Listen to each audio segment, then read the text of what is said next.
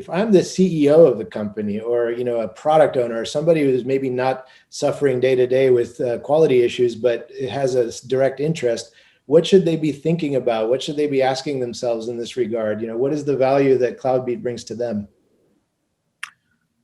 Well, I think, when you are top management, right? So you basically have two concerns, right? First of all, are your customers happy with the product you're offering, right? And B, I think, what are basically your cost of development and cost of supporting this superior quality, right?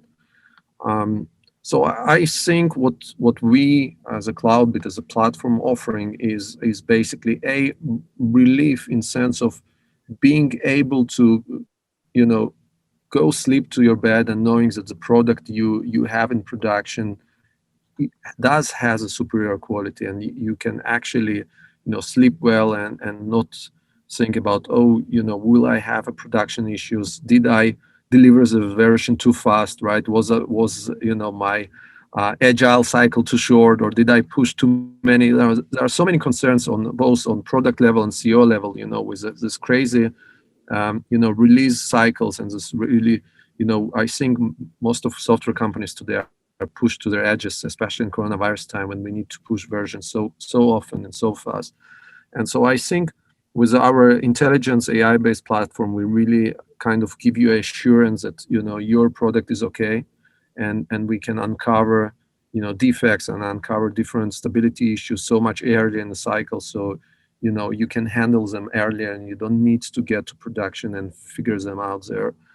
And on the other side, I think from value proposition, I think we probably have one of the best value proposition, which means, you can really save money, okay? Yeah. Because, many times companies, even if they take open source free solution, it's just, eventually end up costing you more people, more uncertainty, because uncertainty also costs money. And of course, if you end up being with your defects in production, it's cost you huge amount of money.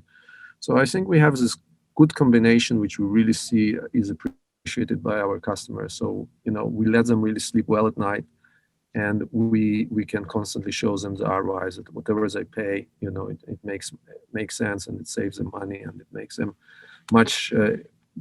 coming up with much stronger product. Quality and time to market, I think. Yeah, exactly. Yeah. That's great. Any thoughts, Eran, on that?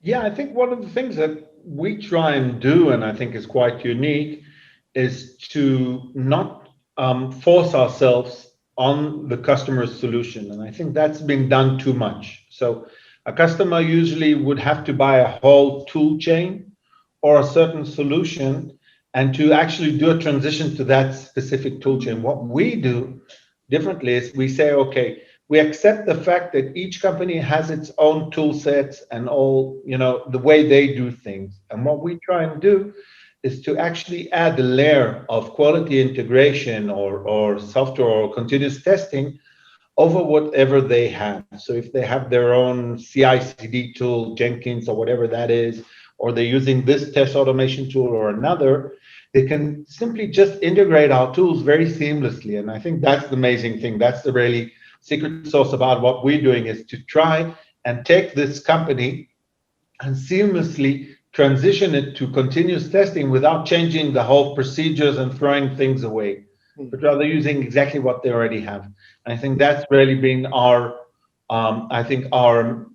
contribution to the way things are doing now in continuous testing. The other is really taking things that are tried to do, people would do them for many, many months to create continuous testing by themselves and a kind of a DIY solution. And rather doing that, just giving them a solution which will in a few days enable them to start working on continuous testing, running parallel test cases, thousands of test cases on hundreds of mobile devices or browsers, without trying to build a whole infrastructure will take them a year to build.